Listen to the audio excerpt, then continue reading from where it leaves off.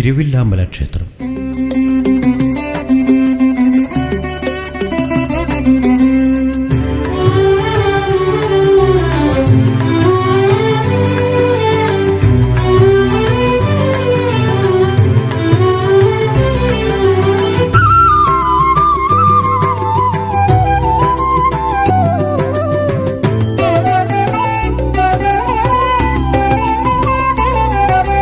തൃശ്ശൂർ ജില്ലയിലെ ഭാരതപ്പുഴയുടെ തീരത്ത് സ്ഥിതി ചെയ്യുന്ന അതിപുരാതനമായ ഹൈന്ദവ ക്ഷേത്രമാണ് ശ്രീ വില്വാദ്രിനാഥ സ്വാമി ക്ഷേത്രം.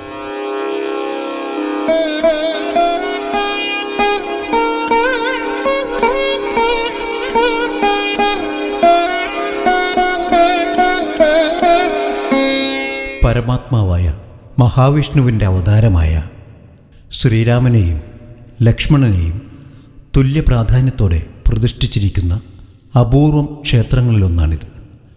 ഏകദേശം 5 അടി ഉയരമുള്ള ശ്രീരാമ വിഗ്രഹം പാതാളാഞ്ചന ശില കൊണ്ടാണ് നിർമ്മിച്ചിരിക്കുന്നത്.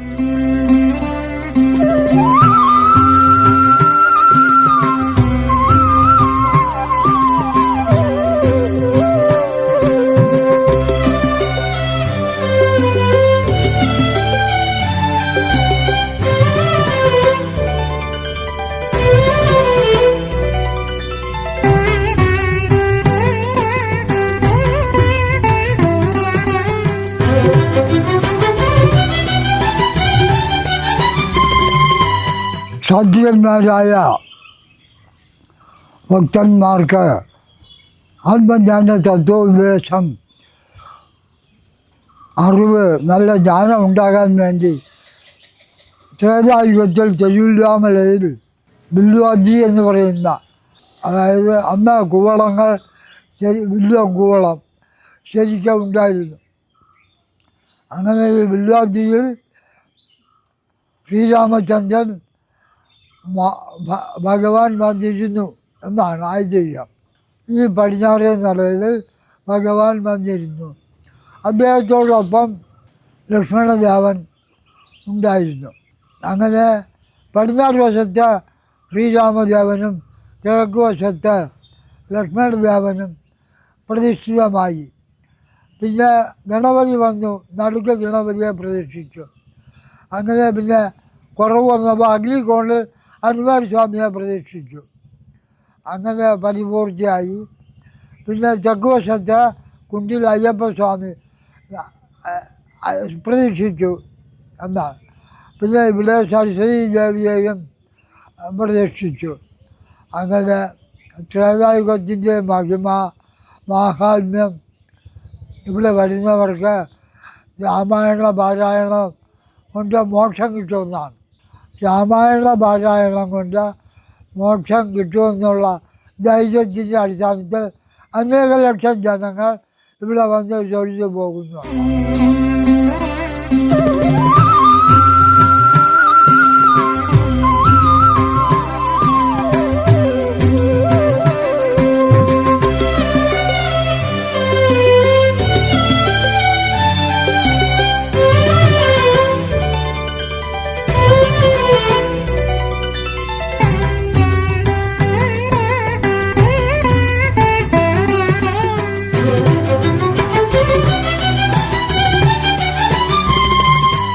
ശ്രീരാമപ്രതിഷ്ഠ സ്വയംഭൂവാണെന്ന് വിശ്വസിക്കപ്പെടുന്നു. 21 വട്ടം ക്ഷത്രിയ കുലത്തെ മുടിച്ച മഹാപാപത്തിൽ നിന്ന് മുക്തി നേടുവാൻ പരശുരാമൻ മഹാവിഷ്ണുവിനെ ധ്യാനിച്ചു. അപ്പോൾ അദ്ദേഹത്തിനൊരു അശരീരിയുണ്ടായി. ഉടനെ വില്വാദ്രിയിലെത്താനായിരുന്നു അത്. അവിടെ എത്തിയപ്പോൾ അദ്ദേഹത്തെ വരവേറ്റത് ശിവഭൂതഗണങ്ങളായിരുന്നു. അവരിൽ നിന്ന് ഭഗവാൻ ശിവൻ അവിടെ എത്തിയ വിവരമറിഞ്ഞ പരശുരാമൻ ഉടനെ ഭഗവാനെ നമസ്കരിച്ചു. അപ്പോൾ ഭഗവാൻ ശിവൻ കൈലാസത്തിൽ പൂജിച്ചിരുന്ന പരമപവിത്രമായ വിഷ്ണു വിഗ്രഹം പരശുരാമന് സമ്മാനിച്ചു. ആ വിഗ്രഹം പ്രതിഷ്ഠിച്ചു. ഈ വിഗ്രഹമാണ് ഇന്ന് ക്ഷേത്രത്തിൽ കിഴക്കോട്ട് ദർശനമായി കുടികൊള്ളുന്നതെന്നും ഐതിഹ്യം.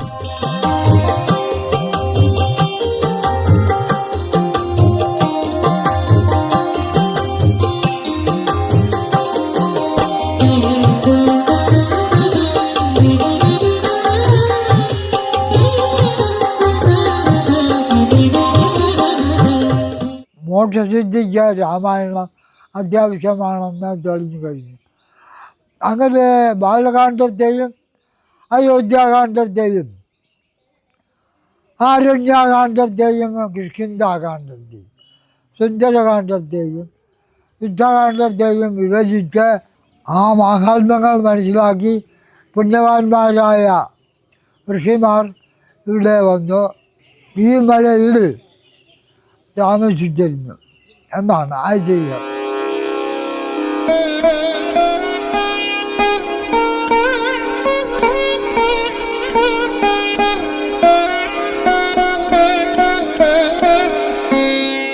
വടക്ക് വശത്ത് ഭാരതപ്പുഴ ഒഴുകുന്നു, തെക്ക് വശത്ത് ഗായത്രി പുഴ ഒഴുകുന്നു. ഇതിൻ്റെ നടുക്കാണ് ഈ ക്ഷേത്രം എന്നുള്ളതാണ്. അങ്ങനെ അത് കഴിഞ്ഞ ദ്വാപരയുഗമായി. അപ്പോഴും ഭഗവാൻ അയോധ്യയിൽ നിന്ന് ഇവിടെ വന്ന് ജനങ്ങൾക്ക് വേണ്ട സൗകര്യങ്ങൾ ചെയ്തു എന്നാണ് ഐതിഹ്യം.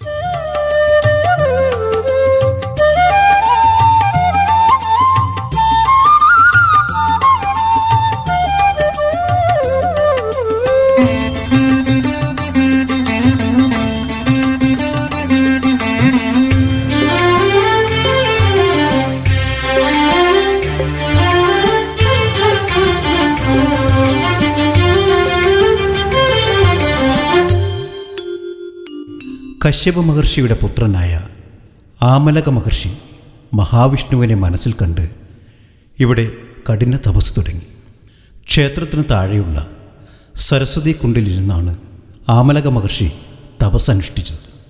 ഈ തപസ് കണ്ട് അമ്പരന്നു പോയ ഇന്ദ്രദേവാദികൾ തങ്ങളിൽ നിന്ന് സ്വർഗാധിപത്യം നേടിയെടുക്കാനായിരിക്കും ശ്രമമെന്ന് വിചാരിച്ചു.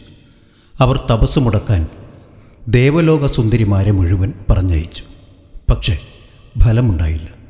തുടർന്ന് അവർ കാര്യം ആരായാൻ കശ്യപ മഹർഷിയെ തന്നെ ശരണം പ്രാപിച്ചു. തൻ്റെ പുത്രന് സ്വർഗാധിപത്യത്തിലൊന്നും മോഹമില്ലെന്നും ശുദ്ധമായ ഭക്തി മാത്രമാണ് വേണ്ടതെന്നും അദ്ദേഹം പറഞ്ഞു.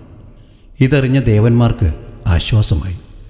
എന്നാൽ ഈ തവണ ഭീതി അസുരന്മാർക്കായി. അവരും ആമലക മഹർഷിയുടെ തപസ് മുടക്കാൻ പല വിക്രിയകളും നടത്തി. പക്ഷേ ഒന്നും ഫലിച്ചില്ല. ഭഗവാൻ മഹാവിഷ്ണു അദ്ദേഹത്തിന് മുന്നിൽ പ്രത്യക്ഷനായി. എന്താഗ്രഹം നിറവേറ്റണം എന്ന് ചോദിച്ചപ്പോൾ ഭഗവാന്റെ സാന്നിധ്യം എന്നും ആ നാട്ടിൽ കുടികൊള്ളണമെന്നായിരുന്നു ആമലകൻ്റെ മറുപടി. തുടർന്ന് ഭഗവാൻ അവിടെ അഞ്ജനശിലയിൽ ദേവിമാർക്കും അനന്തനുമൊപ്പം സ്വയംഭൂവായി ക്ഷേത്രത്തിൽ കുടികൊണ്ടു.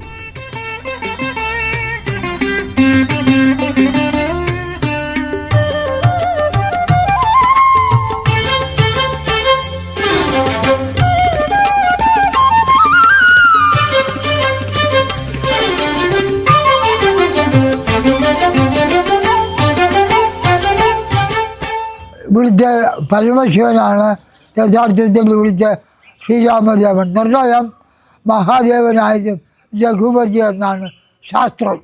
അങ്ങനെ പരമശിവനാണ്, മഹാദേവനാണ് ഇവിടുത്തെ ശ്രീരാമചന്ദ്രൻ എന്ന ഉള്ളൊരു പ്രത്യേക ഐതിഹ്യമാണ്. ഇത് ലോകത്തില്ലാത്ത പ്രതിഷ്ഠയാണ്, ഏറ്റവും കൂടിയതാണ്. ബില്വാജിനാഥൻ എന്ന് പറയുമ്പോൾ ഏറ്റവും കൂടിയതാണ്. അങ്ങനെ ഈ വില്വമലയിൽ ദേവന്മാർ ഋഷിമാർ അന്ന് യാഗങ്ങൾ നടത്തി ആളുകളെ സന്തോഷവാന്മാരാക്കിയിരുന്നു. അങ്ങനെ ഈ പ്രതിഷ്ഠകൾ ആദ്യമായി പെരുമനൻ തന്ത്രിമാർ, പൂജാരികൾ, അവരുടെ ആളുകൾ ഇവിടെ വന്ന് ശ്രീരാമചന്ദ്രനെ പ്രതിഷ്ഠിച്ചു എന്നാണ് തന്ത്രിമാർ. രണ്ടാമത് ഒന്നുകൂടി പ്രതിഷ്ഠിച്ചു എന്നാണ് പെരുമനൻ തന്ത്രിമാർ.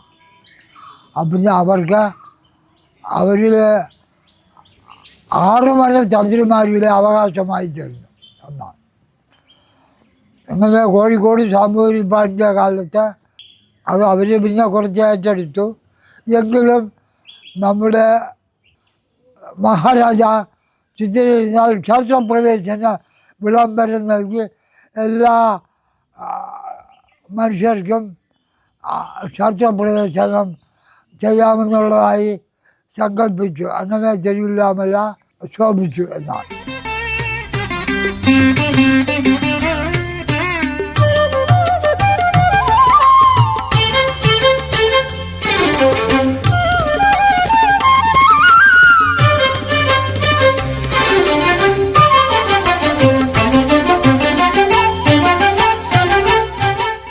ശ്രീരാമലക്ഷ്മണന്മാരുടെ നിത്യദാസനായ ശ്രീ ഹനുമാൻ സ്വാമി ക്ഷേത്ര നാലമ്പലത്തിന് പുറത്ത് തെക്ക് കിഴക്ക് ഭാഗത്ത് പ്രത്യേകം തീർത്ത ശ്രീകോവിലിൽ കുടികൊള്ളുന്നു. പടിഞ്ഞാറോട്ടാണ് ദർശനം. 5 അടിയോളം ഉയരം വരുന്ന ശിലാവിഗ്രഹമാണ് ഇവിടെയുള്ളത്. ഇതിൽ വെള്ളിഗോളക ചാർത്തിക്കൊണ്ട് ഒരു കൈയിൽ ഗദ ധരിച്ച ഹനുമാൻ മറുകൈ കൊണ്ട് ഭക്തരെ അനുഗ്രഹിക്കുന്നു. ക്ഷേത്രത്തിലെ പ്രധാന കീഴ്ശാന്തിയാണ് ഇവിടെ പൂജ നടത്തുന്നത്. ക്ഷേത്രത്തിന് സംഭവിക്കുന്ന ദോഷങ്ങളിൽ നിന്ന് രക്ഷിക്കാനായി ഭഗവാൻ തന്നെ നിയോഗിച്ചതാണ് ഇവിടെ ഹനുമാനെന്ന് കഥയുണ്ട്. ക്ഷേത്ര ദർശനത്തിനെത്തുന്ന ഭക്തർ ഹനുമാന് എന്തെങ്കിലും വഴിപാട് കഴിച്ചേ മടങ്ങാറുള്ളൂ. അവിൽ നിവേദ്യം, വടമാല, വെറ്റിലമാല എന്നിവയാണ് ഹനുമാന് പ്രധാന വഴിപാടുകൾ.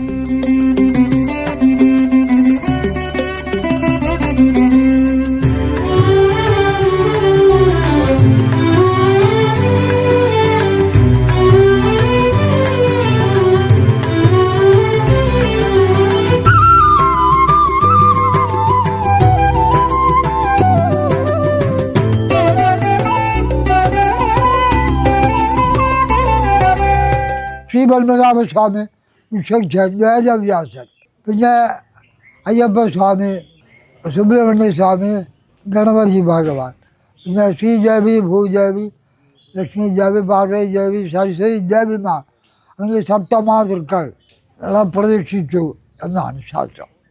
എന്നിട്ട് വീണ്ടും വന്ന തന്ത്രിമാർ ശ്രീരാമദേവനെ, ശ്രീകൃഷ്ണദേവനെ പ്രതിഷ്ഠിച്ചു എന്നാണ്.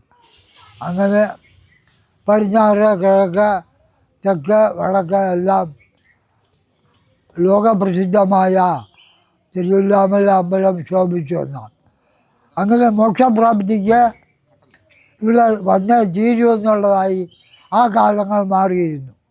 യഥാർത്ഥത്തിൽ പറയുകയാണെങ്കിൽ കാമ്പൗണ്ട് വാളൊന്നുമില്ല. ഭരദ്വാജ മഹർഷിയുടെ പർണശാല ആയിരുന്നു എന്ന് ഒരു ഐതിഹ്യം പറയുന്നു. ഭരദ്വാജ മഹർഷിയുടെ പർണശാലയായിരുന്നു. പിന്നെ അഗസ്ത്യ മഹർഷി വന്നു. പിന്നെ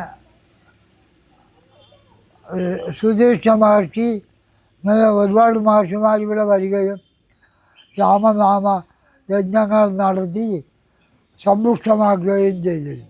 ചുരുക്കമെങ്കിൽ ഈ പാരായണങ്ങൾ കൊണ്ട് ആളുകൾ ജ്ഞാനവാന്മാർ, അറിവുള്ളവരായി രൂപാന്തരപ്പെട്ടു എന്നുള്ളതാണ്.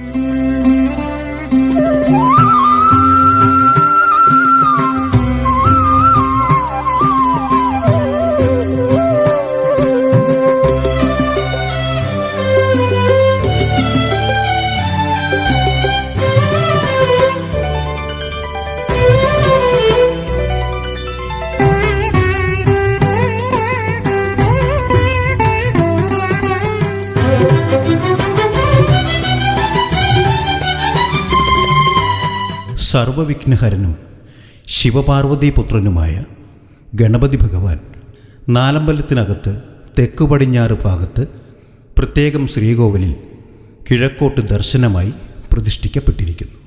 1 അടിയോളം ഉയരം വരുന്ന ചതുർബാഹു വിഗ്രഹമാണിവിടെ. സാധാരണ ഗണപതി വിഗ്രഹങ്ങളുടെ അതേ മാതൃകയിലാണ് ഇവിടെയും വിഗ്രഹം.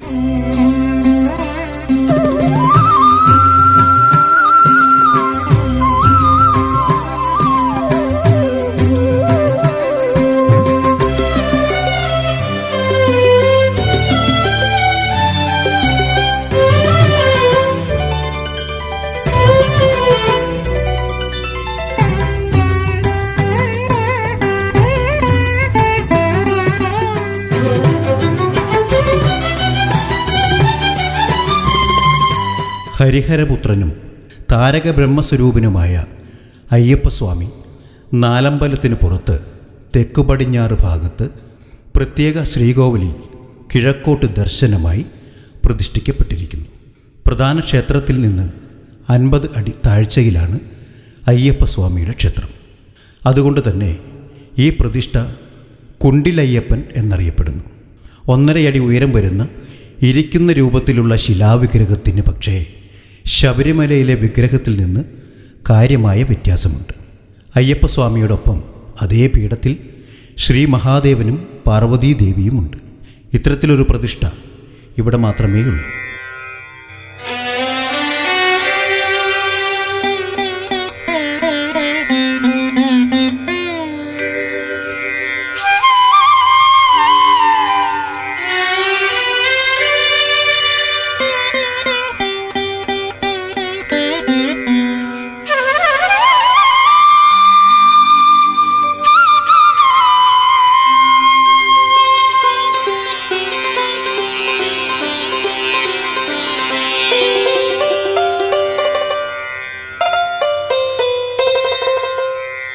നമസ്കാരം, ഞാൻ ബാബു, കൗണ്ടറിലെ സ്റ്റാഫാണ്.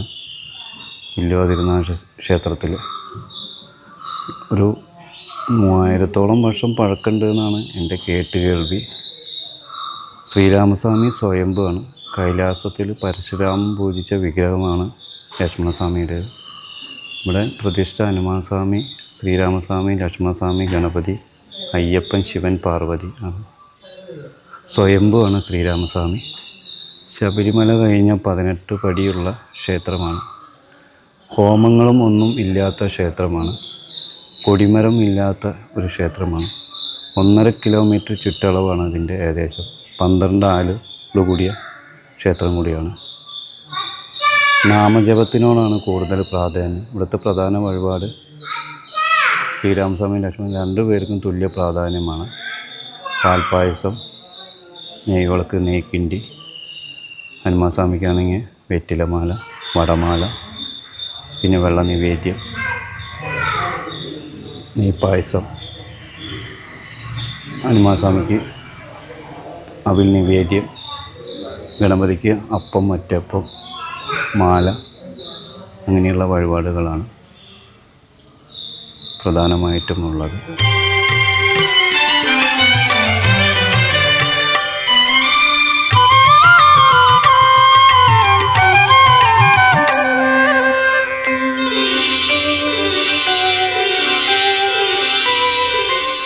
ഉത്സവകാലത്ത് വില്വാതിരിനാഥൻ്റെ അരിയെഴുന്നള്ളിപ്പ് പുറപ്പെടുന്നത് കുണ്ടിലയ്യപ്പൻ ക്ഷേത്രത്തിൽ നിന്നാണ്.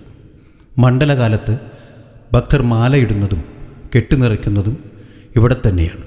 നീരാഞ്ജനം, നെയ്യഭിഷേകം, അഷ്ടാഭിഷേകം, പുഷ്പാഭിഷേകം തുടങ്ങിയവയാണ് അയ്യപ്പസ്വാമിക്ക് പ്രധാന വഴിപാടുകൾ.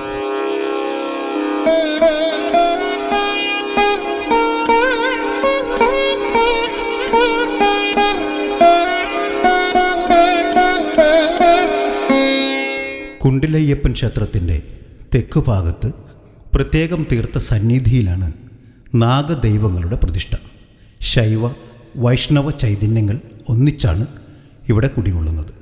നാഗരാജാക്കന്മാരായി അനന്തനും വാസുകിയും ഒപ്പം നാഗയക്ഷിയും നാഗചാമുണ്ടിയും പരിവാരങ്ങളും അടങ്ങുന്നതാണ് ഇവിടുത്തെ പ്രതിഷ്ഠ. കിഴക്കോട്ടാണ് ഇവരുടെയെല്ലാം ദർശനം. അനന്തന് പ്രത്യേകം ശ്രീകോവിലുണ്ട്. പ്രപഞ്ചത്തിൻ്റെ രക്ഷകരായ സർപ്പങ്ങൾക്ക് 100 പാലും മഞ്ഞൾപ്പൊടി അഭിഷേകം, പുറ്റും മുട്ടയും സമർപ്പണം തുടങ്ങിയവയാണ് പ്രധാന വഴിപാടുകൾ. എല്ലാ മാസവും ആയില്യം നാളിൽ വിശേഷാൽ പൂജകളും കന്നിമാസത്തിൽ ആയില്യം നാളിൽ സർപ്പബലിയും ഉണ്ടാകും. ഭൂലോക വൈകുണ്ഠനാഥനായ ശ്രീ ഗുരുവായൂരപ്പന് ക്ഷേത്രത്തിൽ പ്രതിഷ്ഠയില്ലെങ്കിലും തെക്കു പടിഞ്ഞാറേ മൂലയിലെ ഒരു ആൽത്തറയിൽ ഭഗവാൻ നിത്യസാന്നിധ്യം കൊള്ളുന്നതായി വിശ്വസിച്ചു വരുന്നു.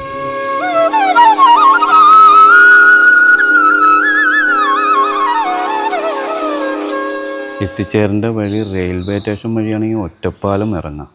ഒറ്റപ്പാലം ഇറങ്ങി ലക്കിടി, കൂട്ടുപാത, തിരുവില്ലാമല, പിന്നെ ക്ഷേത്രത്തിലേക്കുള്ള വഴി. തൃശ്ശൂർ ഭാഗത്തുനിന്ന് വരുന്നവരാണെങ്കിൽ ബസ് മാർഗമാണെങ്കിൽ തൃശ്ശൂർ, വടക്കാഞ്ചേരി, ചേലക്കര, പഴയന്നൂർ, തിരുവില്ലാമല. പിന്നെ തമിഴ്നാട്ടിൽ നിന്നുള്ളവരാണെങ്കിൽ ലക്കിടി സ്റ്റോപ്പുണ്ട്, അത് ലോക്കൽ സ്റ്റേഷനാണ്. അല്ലെങ്കിൽ പിന്നെ ഒറ്റപ്പാലം ഇറങ്ങിയിട്ട് ഒറ്റപ്പാലം ലക്കിടി കൂട്ടുപാത തിരുവില്ലാമല. തിരുവനന്തപുരത്തു നിന്നുള്ളവരാണെങ്കിലും ഒറ്റപ്പാലം ഇറങ്ങിയിട്ട് വരാം. അല്ലെങ്കിൽ വടക്കാഞ്ചേരി സ്റ്റോപ്പുണ്ട് ചില ട്രെയിനുകൾക്ക്. വടക്കാഞ്ചേരി സ്റ്റോപ്പ് ഇറങ്ങിക്കഴിഞ്ഞാൽ വടക്കാഞ്ചേരി, ചേലക്കര, പഴയന്നൂർ, തിരുവില്ലാമല അങ്ങനെയും വരാം.